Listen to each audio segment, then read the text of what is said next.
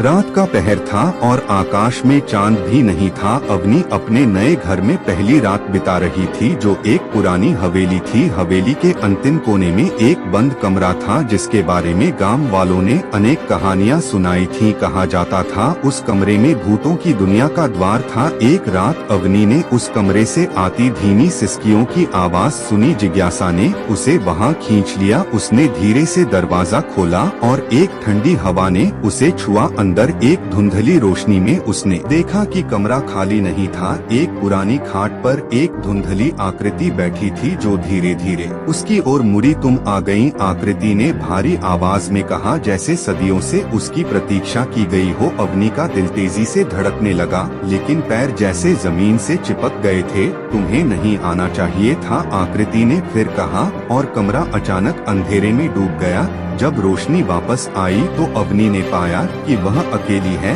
कमरे में न कोई आकृति थी, न ही खाट, बस एक पुराना दर्पण था, जिसमें उसे अपनी प्रतिबिंब के साथ किसी और की छाया दिखाई दी। उसने पीछे मुड़कर देखा, लेकिन वहाँ कोई नहीं था। जब उसने फिर से दर्पण में देखा तो वह अकेली थी, लेकिन उसे पता था उस रात उसने भूतों की दुनिया की सीमा को छू लिया था, और अब वह दुनिया उसके साथ हमेशा रहेगी।